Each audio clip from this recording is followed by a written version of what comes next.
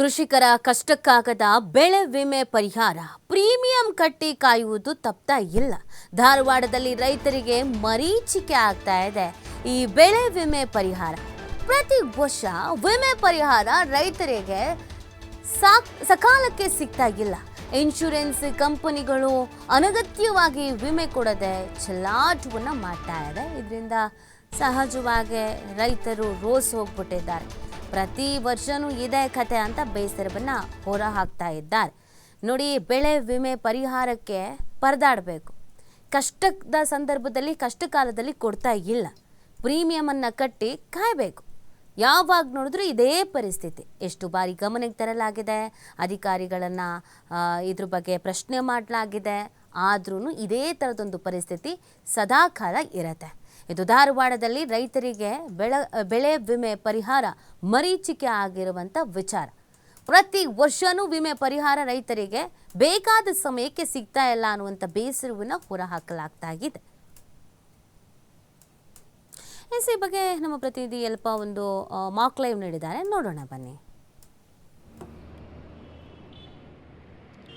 ಅತಿವೃಷ್ಟಿ ಮತ್ತು ಅನಾವೃಷ್ಟಿಯ ಹೊಡೆತಕ್ಕೆ ಅನ್ನದಾತ ಸಂಪೂರ್ಣ ನಲಗಿ ಹೋಗಿದ್ದಾನೆ. ಕಳೆದ 4-5 ವರ್ಷಗಳಿಂದ ಇಲ್ಲಿ ಅಂತಂದರೆ ಅತಿವೃಷ್ಟಿ ಮತ್ತು ಅನಾವೃಷ್ಟಿಯ ಹೊಡೆತಕ್ಕೆ ಇಲ್ಲಿ ಅಂದರೆ ಬಿತ್ತಿದ ಬೀಜಗಳು ಭೂಮಿಯಲ್ಲಿ ಕಮರಿ ಹೋದರೆ, ಇನ್ನೊಂದು ಕಡೆ ಅಂತಂದರೆ ಭತ್ತದ ರಾಶಿ ಅಂದರೆ ರೈತ ಏನು ರಾಶಿಗಳನ್ನು ಮಾಡಿಕೊಂಡಿದ್ದ ಅವೆಲ್ಲವೂ ಆ ಬೆಳೆಗಳು ಈಗಾಗಲೇ ಕೊಳೆತು ಹೋಗಿವೆ. ಇಂತಹ ಸಮಯದಲ್ಲಿ ಅವುಗಳನ್ನು ಕೈ ಹಿಡಬೇಕಾಗಿದ್ದು ಬೆಳೆ ವಿಮೆ. ಈಗ 2024ರಲ್ಲಿ ನೋಡಿದಾಗ ಇಲ್ಲಿ ಅಂದರೆ ಹಿಂಗಾರು ಮತ್ತು ಮುಂಗಾರು ರೈತನಿಗೆ ಸಿಡಿಲು ಕೊಡುವಂಥ ಕೆಲಸವನ್ನು ಮಾಡಿತು.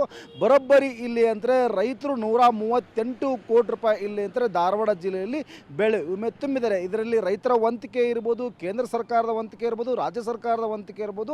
ಒಟ್ಟಾರೆ ನೋಡಿದಾಗ ಇಲ್ಲಿ ಅಂತಂದರೆ ಮುಂಗಾರು ಕಳೆದ ವರ್ಷ 2024ನೇ ಸಾಲಿನಲ್ಲೇ ಮುಂಗಾರಿನಲ್ಲಿ 38,000 ರೈತರು ಇಲ್ಲಿ ಅಂದರೆ ಬೆಳೆ ವಿಮೆ ತುಂಬಿದರೆ, ಹಿಂಗಾರಿನಲ್ಲಿ 31,000 ರೈತರು ಬೆಳೆ ವಿಮೆಯನ್ನು ಸಂದಾಯ ಮಾಡಿದ್ದಾರೆ.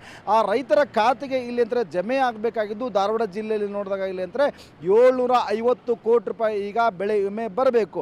ಆದರೆ ಇಲ್ಲಿ ಅಂತಾರೆ ಬೆಳೆ ವಿಮೆ ಕಣ್ಣಾ ಮುಚ್ಚಾಲೆ ಇಲ್ಲಿ ಅಂತಾರೆ ರೈತರು ಈಗ ಸಂಕಷ್ಟದಲ್ಲಿ ಸಿಲುಕಿಕೊಂಡಿದ್ದಾರೆ. ಇಂತಹ ಸಮಯದಲ್ಲಿ ಕೈ ಹಿಡಿಬೇಕಾಗಿದ್ದು ಬೆಳೆ ವಿಮೆಗಳು.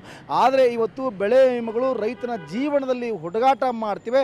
ಅದೇ ಒಂದು ಕಾರಣಕ್ಕೆ ಇವತ್ತು ರೈತನ ಬದುಕು ಇವತ್ತು ಮತ್ತಷ್ಟು ಸಂಕಷ್ಟಕ್ಕೆ ಸಿಲುಕಲಿಕ್ಕೆ ಇವತ್ತು ಬೆಳೆ ವಿಮೆ ಕಂಪನಿಗಳು ಕಾರಣವಾಗಿವೆ. ಆದರೆ ಬೆಳೆ ವಿಮೆ ಕಂಪನಿಗಳಿಗೆ ಚಾಟಿ ಬೀಸಿ ರೈತರ ಖಾತೆಗೆ ಆ ಬೆಳೆ ವಿಮೆ ಕೊಡಿಸಬೇಕಾಗಿದ್ದು ಸರ್ಕಾರಗಳ ಕೆಲಸ. ಆದರೆ ಸರ್ಕಾರಗಳು ಸಹ ಇಲ್ಲಿ ಅಂದರೆ ಬೆಳೆ ವಿಮೆ ಕೊಡಿಸುವಲ್ಲಿ ಗಪ್ ಚುಪ್ಪಾಗಿ ಕುಳಿತುಕೊಂಡಿವೆ. ಇದನ್ನೆಲ್ಲವನ್ನೂ ನೋಡಿದಾಗ ಅನ್ನದಾತ ಈಗಾಗಲೇ ಅಂತಾರೆ ಕಳೆದ 4-5 ವರ್ಷಗಳಿಂದ ಅತಿವೃಷ್ಟಿ ಮತ್ತು ಅನಾವೃಷ್ಟಿ ಹೊಡೆತಕ್ಕೆ ಏನು ಬೆಂಡಾಗಿದ್ದಾನೆ, ಆ ಬೆಂಡಾದ ರೈತನಿಗೆ ಇಲ್ಲಿ ಅಂದರೆ ಆಸರೆಗೆ ಬೇಕಾಗಿದ್ದು ಬೆಳೆ ವಿಮೆ ಕಂಪನಿಗಳು. ಆದರೆ ಈಗ ತಕ್ಷಣ ಬೆಳೆ ವಿಮೆ ಕಂಪನಿಗಳಿಂದ ಸರ್ಕಾರಗಳು ಎಚ್ಚೆತ್ತುಕೊಂಡು ಆ ರೈತರ ಖಾತೆಗೆ ಬೆಳೆ ವಿಮೆಯನ್ನು ಕೊಡಿಸಿ ರೈತರ ನೆಮ್ಮದಿಯನ್ನು ಕಾಪಾಡಬೇಕಾಗಿದೆ.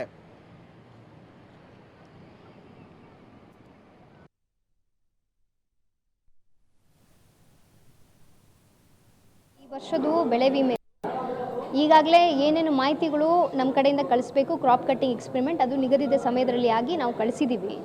ಆದರೆ ಈ ಮಧ್ಯದಲ್ಲಿ ಏನಾಗಿದೆ ಅಂದರೆ ನಾವು ಕಳಿಸಿದ ಒಂದು ಮಾಹಿತಿಗೆ, ನಮ್ಮ ಇಲಾಖೆ ಅಧಿಕಾರಿಗಳು ಕಳಿಸಿದ ಮಾಹಿತಿಗೆ ಇವರು ವಿಮೆ ಕಂಪನಿಯವರು ಕೆಲವೊಂದು ಅಬ್ಜೆಕ್ಷನ್ಸನ್ನು ಹಾಕಿದರು.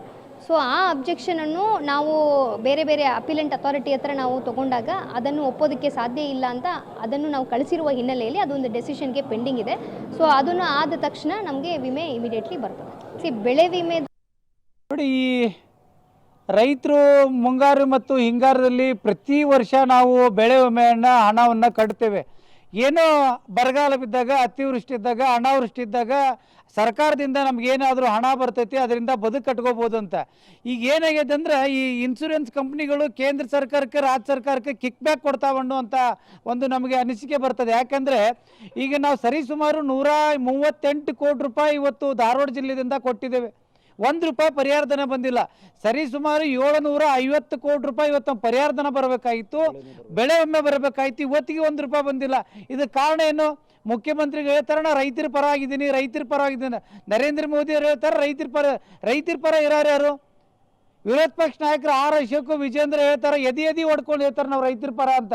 ಈ ವಿಷಯದಾಗ ಯಾಕೆ ಬೇರೆ ಸತ್ತಾಗ ನಿಮ್ಮ ವಿರೋಧ ಪಕ್ಷನೂ ಸರಿ ಇಲ್ಲ, ಆಡಳಿತ ಪಕ್ಷ ಸರಿ ಇಲ್ಲ, ಇಲ್ಲಿ ರೈತರಿಗೆ ವಿಷ ಕೊಡುವಂಥ ಕೆಲಸ ಆಗ್ತಾ ಇದೆ. ಇಷ್ಟೇ, ನಮ್ಮ ಬೆಳೆ ಪರಿಹಾರದ ಹಣವನ್ನು ಕೊಡಬೇಕು, ಕೊಡದಿದ್ರೆ ರಾಜ್ಯಾದ್ಯಂತ ಹೋರಾಟ ಅನಿವಾರ್ಯವಾಗ್ತದೆ. ತತ್ಕ್ಷಣ ಮತ್ತೆ ರೈತರು ಸಾಯಕ್ಕಿಂತ ಪೂರ್ವದಲ್ಲಿ ಅವರಿಗೆ ಪರಿಹಾರಧನ ಕೊಡಬೇಕಂತ ಹೇಳಕ್ಕೆ ಇಚ್ಛಪಡ್ತೀನಿ. ನೋಡಿ.